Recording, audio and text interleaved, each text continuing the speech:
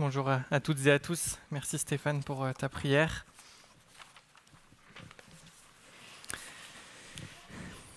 Et j'aimerais juste commencer par vous montrer deux images qui devraient s'afficher.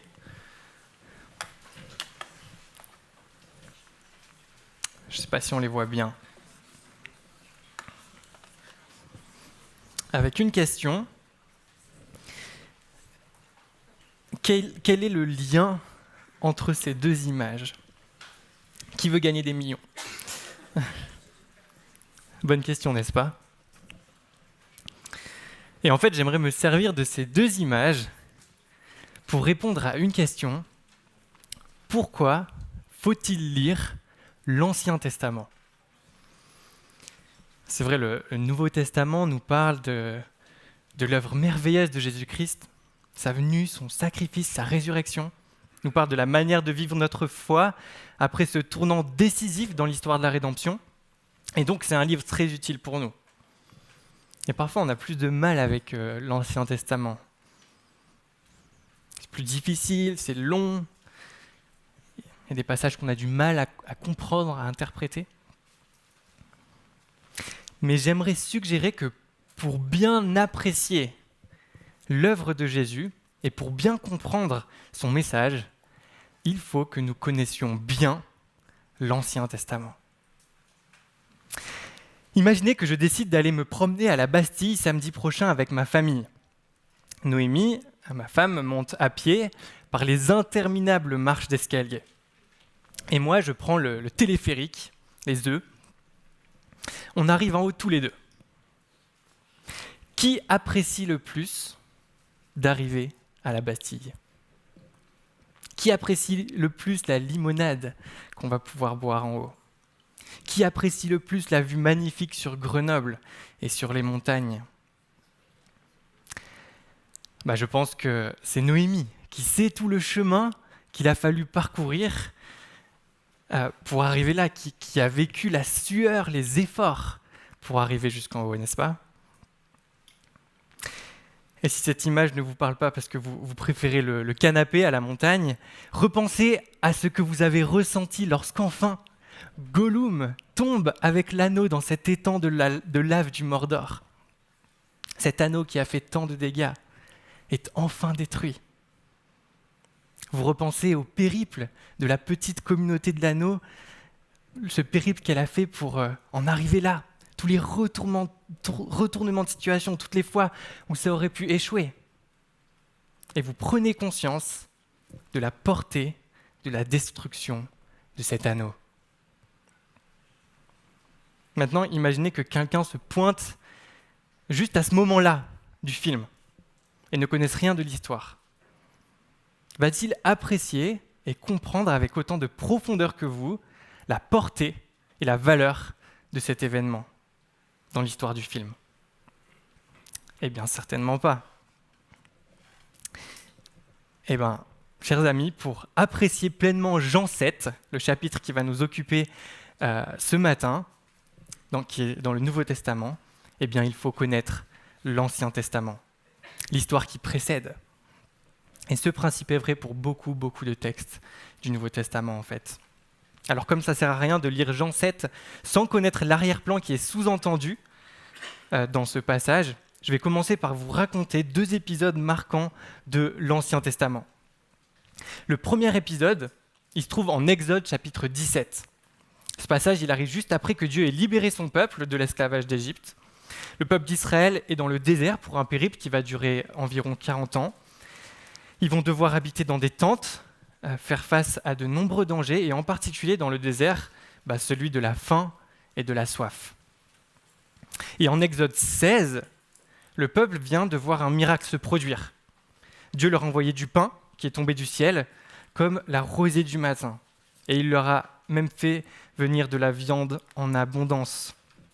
Et cette histoire du pain qui est tombé du ciel, peut-être vous fait penser à quelque chose qu'on a vu la semaine dernière en Jean 6. Et donc là, le peuple d'Israël n'a plus faim, mais il a soif. Et voilà ce qui se passe en Exode chapitre 17, versets 1 à 7. Toute l'assemblée des Israélites partit du désert de Sin pour parcourir les étapes que l'Éternel leur avait ordonnées. et ils campèrent à Réphidim. Là, le peuple ne trouva pas d'eau à boire. Alors le peuple chercha querelle à Moïse. Ils dirent « Donne-nous de l'eau à boire !» Moïse leur répondit « Pourquoi me cherchez-vous querelle ? Pourquoi provoquez-vous l'Éternel ?» Le peuple était là, pressé par la soif, et murmurait contre Moïse. Il disait « Pourquoi nous as-tu fait quitter l'Égypte si c'est pour nous faire mourir de soif, moi, mes enfants et mes troupeaux ?» Moïse cria à l'Éternel en disant « Que puis-je faire pour ce peuple ?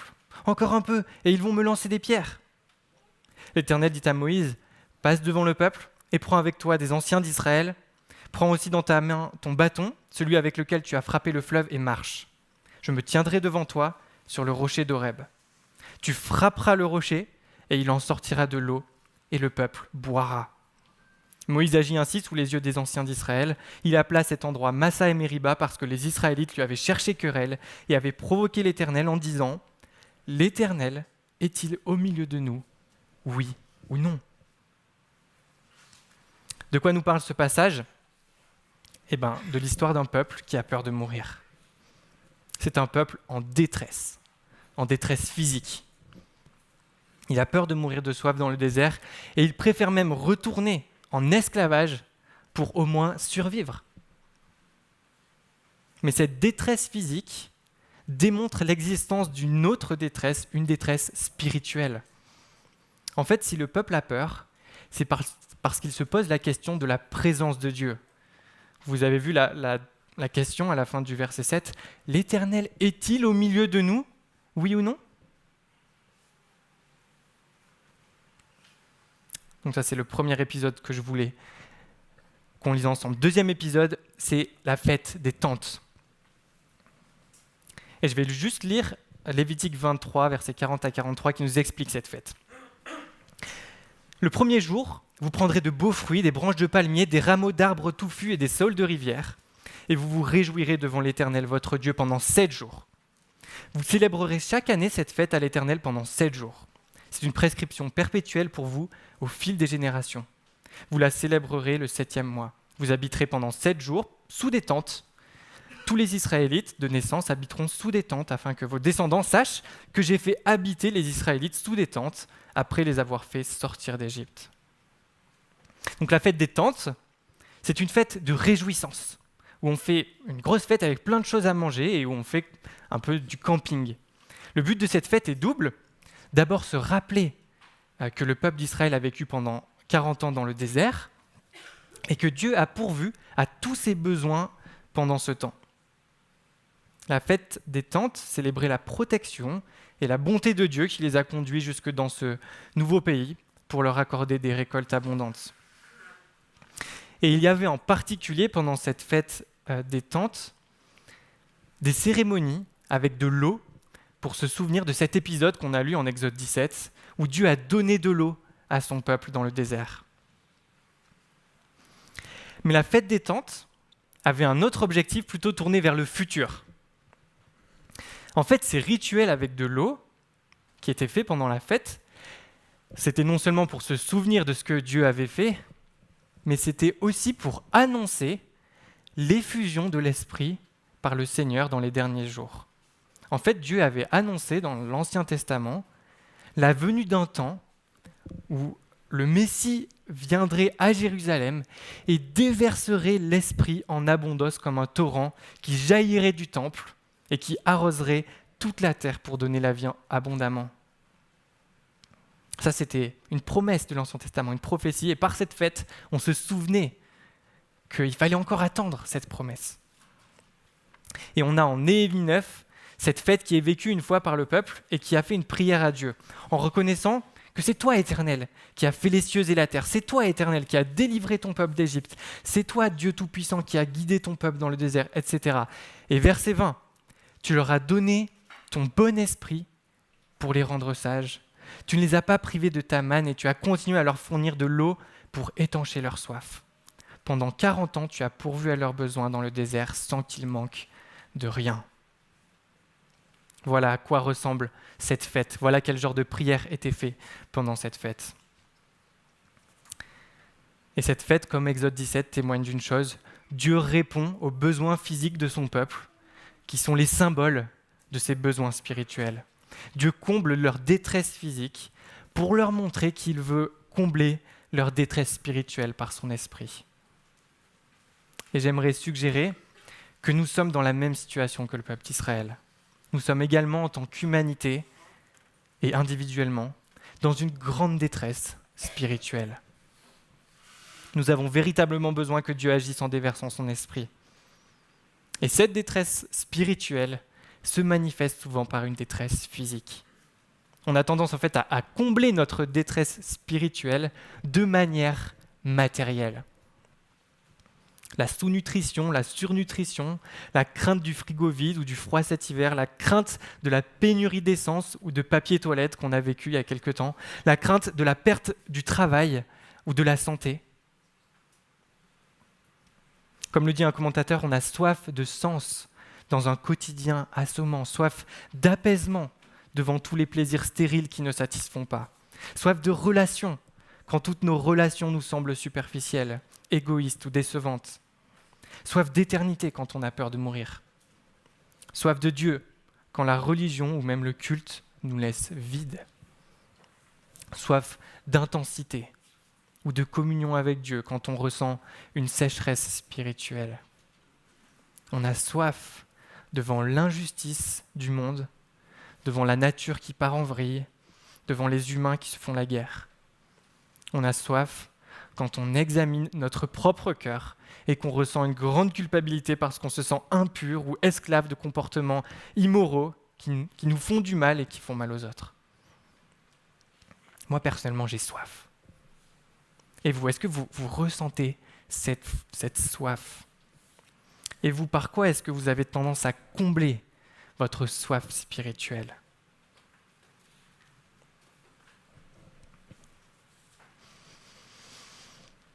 Venons-en maintenant à Jean 7. Et je vous invite à ouvrir vos Bibles en Jean chapitre 7, à la page 692, si vous avez une Bible blanche comme la mienne. Et si vous n'avez pas de Bible, prenez-en une, s'il vous plaît, et gardez-la ouverte pour suivre avec moi ce beau texte. Un peu de contexte avant de lire. C'est le moment de la fête des Tentes, la grande fête religieuse, l'une des plus populaires de l'époque. Tout le monde va à Jérusalem pour y assister. Alors les frères de Jésus lui disent si tu veux devenir célèbre, si tu veux gagner un max de followers, c'est l'occasion ou jamais. Vas-y, monte à la fête et fais quelques miracles. Tout le monde va t'acclamer. Mais ce n'est pas le plan de Jésus. Et il décide de monter quand même à la fête, mais en cachette, sans que personne ne le sache. Alors la fête commence, et là, il y a une ambiance super étrange. Tout le monde cherche Jésus, parle de Jésus, mais en murmure, parce que les chefs juifs veulent le faire mourir. C'est le sujet de conversation numéro 1 de la fête, alors qu'officiellement, il n'est pas présent. Et on se pose la question, Jésus est-il parmi nous, oui ou non ? Et d'ailleurs, tu penses que c'est qui Jésus ? Est-ce que c'est juste un gars bien ou un homme qui égare le peuple ? Et là, au milieu de la fête, Jésus va au temple et enseigne publiquement. Il monte sur l'estrade au milieu de cette foule, alors que personne ne savait qu'il était là, que tout le monde parlait de lui, que les chefs religieux cherchent à le faire mourir, et il se met à parler. La tension monte, ça parle de plus en plus à son sujet, on se questionne sur son origine, les gens ne comprennent pas pourquoi s'il est recherché par les chefs juifs, on le laisse parler comme ça sans rien dire. Et la confusion sur son identité est présente plus que jamais. Et là, on va lire à partir du verset 32 du chapitre 7 de l'évangile de Jean. Jean 7, 32. Les pharisiens entendirent la foule murmurer ses propos à ce sujet. Alors les chefs des prêtres et les pharisiens envoyèrent des gardes pour l'arrêter.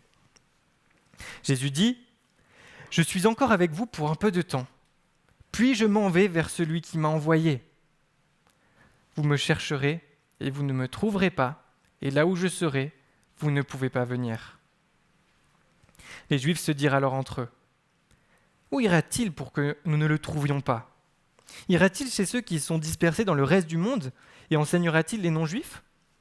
Que signifie cette parole qu'il a dite « Vous me chercherez, vous ne me trouverez pas, et là où je serai, vous ne pouvez pas venir » ? Le dernier jour, le grand jour de la fête, Jésus, debout, s'écria « Si quelqu'un a soif, qu'il vienne à moi et qu'il boive. Celui qui croit en moi, des fleuves d'eau vive couleront de lui, comme l'a dit l'Écriture. » Il dit cela à propos de l'Esprit que devaient recevoir ceux qui croiraient en lui. En effet, l'Esprit n'avait pas encore été donné parce que Jésus n'avait pas encore été élevé dans sa gloire. Après avoir entendu ces paroles, beaucoup dans la foule disaient « Celui-ci est vraiment le prophète ». D'autres disaient « C'est le Messie ». Mais d'autres disaient « Est-ce bien de la Galilée que doit venir le Messie ? L'Écriture ne dit-elle pas que c'est de la descendance de David et du village de Bethléem où était David que le Messie doit venir ?» Il y eut donc, à cause de lui, division parmi la foule. Quelques-uns d'entre eux voulaient l'arrêter, mais personne ne mit la main sur lui. Ainsi, les gardes retournèrent vers les chefs des prêtres et les pharisiens, qui leur dirent « Pourquoi ne l'avez-vous pas amené ?» Les gardes répondirent « Jamais personne n'a parlé comme cet homme. » Les pharisiens leur répliquèrent « Est-ce que vous aussi vous vous êtes laissé tromper ? Y a-t-il quelqu'un parmi les chefs ou les pharisiens qui ait cru en lui ? Mais cette foule qui ne connaît pas la loi, ce sont des maudits. » Nicodème, qui était venu de nuit vers Jésus et qui était l'un d'eux, leur dit « Notre loi condamne-t-elle un homme avant qu'on l'entende et qu'on sache ce qu'il a fait ?» Ils lui répondirent « Es-tu toi aussi de la Galilée ? Cherche bien, et tu verras que de la Galilée, il ne sort pas de prophète. » Jusqu'ici, notre lecture. Qu'est-ce qu'on voit dans ce passage ? Eh bien, 3 choses qu'on va parcourir rapidement après cette longue introduction. Une déclaration qui génère de la division et qui invite à une prise de décision. Commençons par la déclaration mystérieuse de Jésus. Et j'espère qu'avec ce qu'on a vu en intro, vous avez tous fait le lien. Comment comprendre cette parole de Jésus ? Si quelqu'un a soif, qu'il vienne à moi et qu'il boive. Celui qui croit en moi, des fleuves d'eau vive couleront de lui, comme l'a dit l'Écriture. Eh bien, Jésus est en train de dire ce que vous fêtez pendant la fête des tentes, celui que vous adorez parce qu'il vous a donné de l'eau dans le désert, celui qui va répandre son esprit abondamment comme un fleuve d'eau vive qui donne la vie, c'est moi. Je suis le rocher d'Exode 17 qui donne la vie. Je suis l'accomplissement de tout ce que la fête des tentes annonce. Je suis l'eau de Dieu qui étanche la soif. Je suis celui qui donne l'esprit. Alors venez, dit Jésus. Je suis le Dieu que vous adorez. Je suis l'Éternel. Venez boire, vous qui avez soif et qui aspirez à des jours d'abondance. Vous qui désirez être purifiés de vos péchés. Vous qui craignez pour votre vie physique, vous qui vous posez la question de la présence du Messie, il est là, et c'est moi. Venez. Et si vous venez, si vous croyez en moi, si vous placez votre confiance en moi pour vous abreuver, je vous donnerai mon esprit. Et la vie jaillira de vous en abondance. Et elle comme des fleuves d'eau vive. Elle vous comblera. Elle comblera votre détresse spirituelle et elle débordera sur les autres. Vos besoins physiques, votre inquiétude pour le lendemain, votre peur de la maladie, de la mort ou toutes les insatisfactions de la vie peuvent être comblés si vous venez à moi pour trouver l'eau qui étanche votre soif. Voilà le sens et la portée de la déclaration de Jésus. C'est absolument énorme, c'est absolument extraordinaire. Quand on est rempli de l'Esprit de Jésus, on n'a plus peur de la souffrance et de la mort, et notre soif d'éternité est comblée. On court joyeusement vers la mort, et on a hâte de rejoindre notre demeure céleste.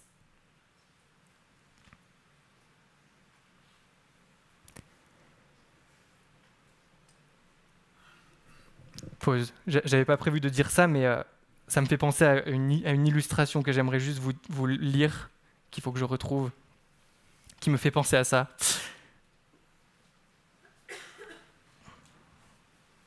C'est une histoire que j'ai lue il y a quelques temps dans un livre qui m'a beaucoup parlé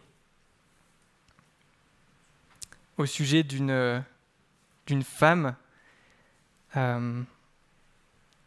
qui est aveugle de naissance.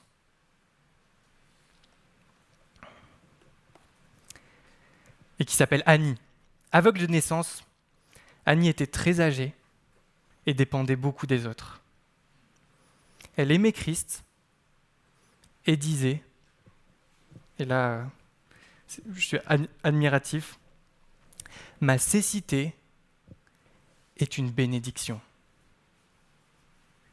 Les gens qui ont la vue voient quantité de choses horribles et mauvaises dans le monde. La première chose que je verrai sera le visage béni de mon Sauveur Jésus quand il m'appellera à lui. La première chose que je verrai sera le visage béni de mon Sauveur Jésus quand il m'appellera à lui. N'est-ce pas merveilleux? Une grande détresse physique, n'est-ce pas? La cécité. Elle n'a jamais rien vu. On peut imaginer la dépendance et toutes les difficultés que ça implique. Mais voilà comment Jésus vient combler spirituellement sa vie. Et voilà ce que ça lui permet de dire. Et voilà pourquoi maintenant elle court joyeusement vers sa mort, cette dame qui s'appelle Annie. Parce que la première chose qu'elle verra sera le visage béni de son Sauveur Jésus. Quand on est rempli de l'Esprit de Jésus, on n'est plus dans la détresse physique. On a une conscience accrue que la vie abondante et confortable qu'on cherche tant ne se compte pas en chiffres sur un compte en banque, en quantité de biens matériels accumulés, en chiffre d'affaires de ton entreprise ou en nombre de restos que tu peux te payer. La vie fertile nous est acquise et nous sera pleinement accordée lorsque le royaume de Jésus sera établi définitivement. Notre soif est étanchée et on arrête de courir parce qu'on découvre en Christ un sens à notre existence, une place dans son plan qui nous dépasse, un frère qui compatit à nos souffrances, un Père qui nous pardonne et qui nous aime. On trouve ce à quoi on aspire tant, mais qu'on cherche au mauvais endroit, bien souvent.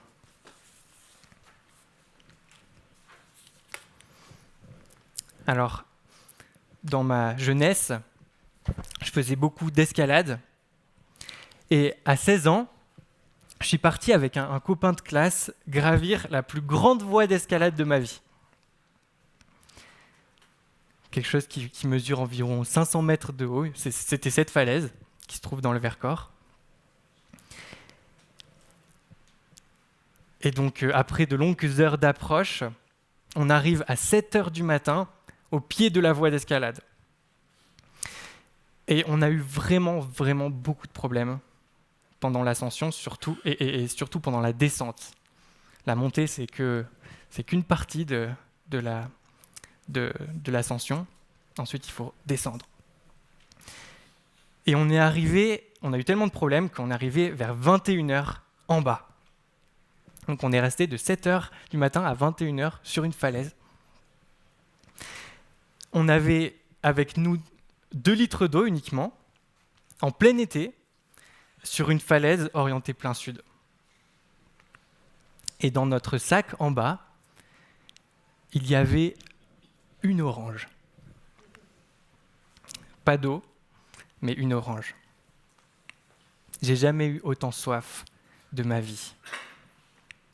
On avait complètement séché au soleil sur cette falaise pendue à nos cordes. Et donc quand on est arrivé à notre sac, on a pris cette orange, on l'a coupée en 2 pour la partager, et la demi-orange qu'on a mangée à ce moment-là, c'était juste extraordinaire. Extraordinaire. Après une journée entière sans manger, sans boire, de croquer cette orange pour humidifier un peu notre gorge sèche et donner un peu de sucre pour finir les quelques heures de descente qui nous restaient. C'était extraordinaire comme sensation. Eh bien, chers amis, voilà ce que procure le fait de venir à Jésus quand on a vraiment soif. Et on a tous vraiment soif. Le désert le plus aride, le sol le plus crevassé, le cœur le plus endurci, l'existence la plus malheureuse peuvent être régénérés et vivifiés.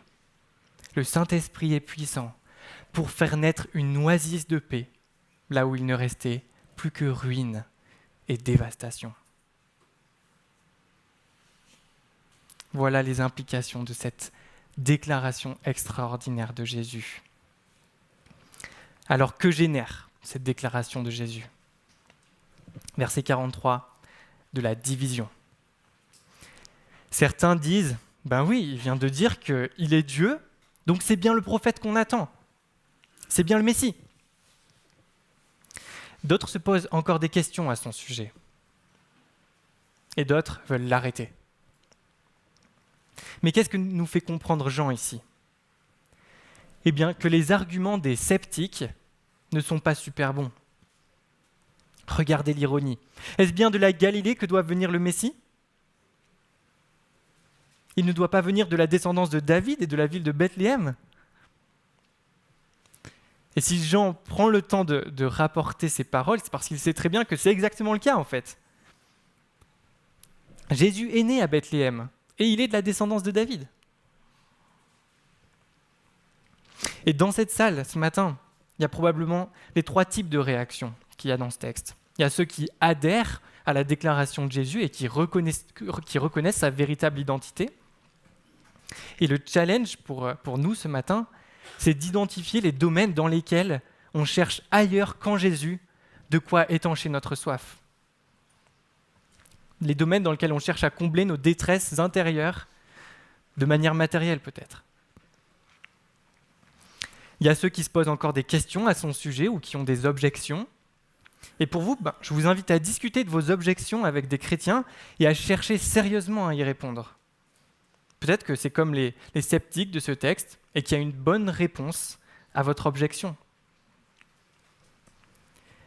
Et peut-être que vous faites partie de ceux qui sont énervés dès que le mot Jésus est mentionné. Vous êtes peut-être venu pour faire plaisir à votre ami qui vous a invité, ou parce que vous cherchez des réponses, ou parce que vous avez grandi dans une famille chrétienne.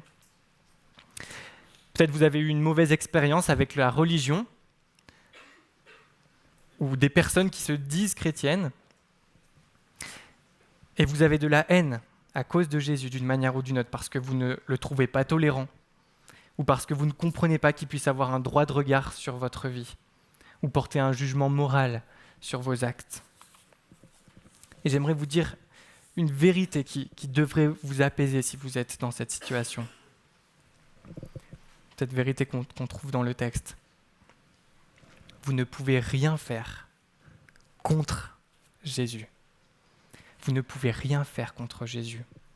Au verset 44, Jean nous dit que personne ne mit la main sur lui. Et on verra plus tard que si Jésus a été arrêté par ceux qui avaient de la haine contre lui, c'est parce qu'il s'est volontairement livré pour se donner en sacrifice pour l'humanité. Alors vous pouvez être certain que vous ne pourrez rien faire contre lui. Par contre, vous pouvez faire comme ces gardes qui devaient l'arrêter, mais qui, après l'avoir entendu, ont dit « Jamais personne n'a parlé comme cet homme ». S'il vous plaît, écoutez sérieusement ce qu'il a à vous dire et soyez prêts à revoir votre jugement à son sujet. Et ma prière, c'est que vous vous rendiez compte, comme beaucoup s'en sont déjà rendus compte, que jamais personne n'a parlé comme cet homme. Et que la raison à ça, c'est que Jésus n'est pas un homme comme les autres. C'est le Dieu éternel qui vient pour nous sauver de notre soif spirituelle.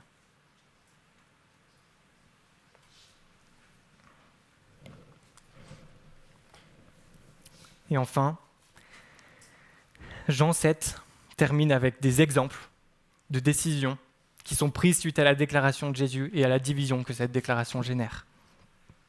On a d'abord les gardes qui prennent la décision de ne pas l'arrêter parce qu'ils sont confondus par ce qu'ils viennent d'entendre.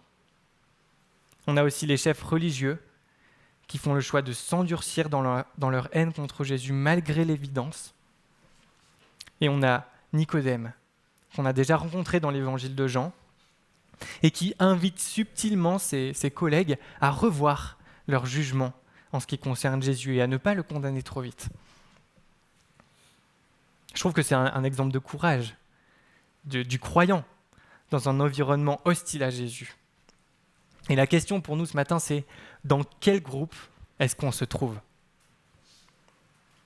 Dans quel groupe est-ce qu'on se trouve ? Et on peut prier pour que Dieu fasse tomber la résistance des condescendants, comme ces chefs qui méprisent même la foule, et qui méprisent Nicodème aussi,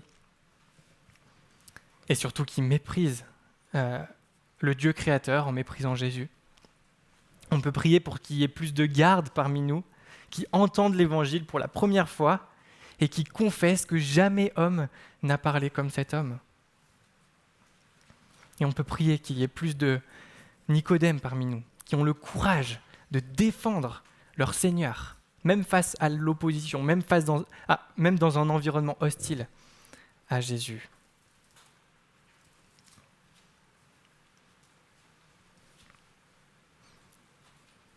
Alors on va bientôt avec Stéphane partager ce repas de la scène. Et en guise de conclusion, j'aimerais simplement montrer quelques liens qu'on peut faire entre Jean 7 et ce qu'on s'apprête à faire.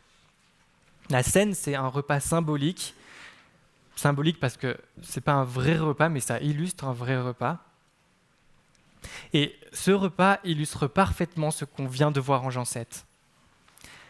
Quand on prend ce repas de la scène, on se tourne vers le passé